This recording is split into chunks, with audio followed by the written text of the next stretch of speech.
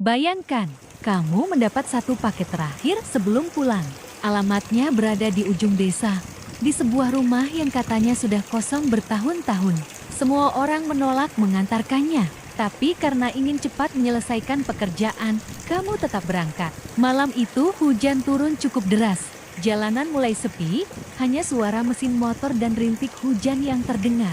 Kurir bernama Arga melihat alamat di ponselnya. Benar saja, tujuan terakhir berada di sebuah rumah tua yang dikelilingi pepohonan besar. Lampu jalan sudah lama mati. Suasana di sana terasa sangat sunyi. Saat Arga sampai di depan pagar, ia melihat lampu teras menyala redup. Anehnya, rumah itu terlihat seperti tidak pernah dihuni. Cat dinding mengelupas, halaman dipenuhi rumput liar, dan jendelanya penuh debu. Arga menarik napas panjang. Mungkin memang ada orang yang baru pindah, pikirnya. Ia membawa paket itu menuju pintu depan. Tok, tok, tok, tidak ada jawaban. Beberapa detik kemudian, pintu terbuka sendiri. Arga terdiam. Permisi, paket, tidak ada suara. Ia melangkah masuk satu langkah. Tiba-tiba terdengar suara dari lantai 2.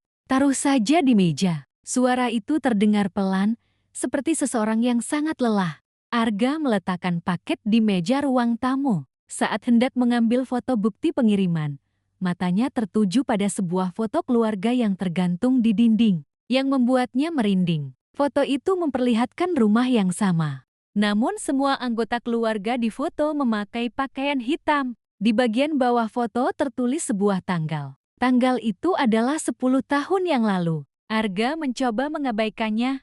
Ia segera keluar rumah. Namun ketika motornya dinyalakan, ponselnya berbunyi. Notifikasi masuk. Pengiriman gagal. Alamat tidak ditemukan. Arga bingung. Padahal GPS menunjukkan ia berada di lokasi yang benar. Ia mencoba membuka kembali aplikasi. Alamat itu menghilang. Seolah-olah tidak pernah ada. Karena penasaran, keesokan paginya Arga kembali ke lokasi yang sama. Namun yang ia temukan membuat bulu kuduknya berdiri. Rumah itu sudah rata dengan tanah. Hanya tersisa pondasi dan rumput liar. Seorang kakek yang lewat berkata, rumah itu terbakar 10 tahun lalu. Sejak saat itu tidak pernah ada yang tinggal di sana. Arga langsung teringat foto keluarga yang dilihatnya semalam. Tanggalnya sama. Tangannya mulai gemetar. Bertanya kepada sang kakek, kalau begitu, siapa yang membuka pintu semalam? Kakek itu hanya tersenyum kecil. Laki-laki muda. Kamu bukan orang pertama yang bilang begitu. Menurut cerita warga sekitar, setiap beberapa bulan sekali selalu ada kurir yang mengaku mengantar paket ke rumah tersebut. Anehnya, setelah sampai di sana, alamat itu selalu menghilang dari sistem. Tidak pernah ada bukti bahwa rumah itu masih berdiri. Beberapa orang percaya ada seseorang yang masih menunggu paket yang tidak pernah sampai. Ada juga yang percaya rumah itu hanya muncul pada malam-malam tertentu. Sejak kejadian itu, Arga memutuskan berhenti mengambil pengiriman malam. Namun satu hal yang belum pernah ia ceritakan kepada siapapun adalah isi paket yang ia antar malam itu. Karena saat ia melihat foto bukti pengiriman di galeri ponselnya, meja tempat ia meletakkan paket memang terlihat jelas. Tetapi, paketnya tidak ada.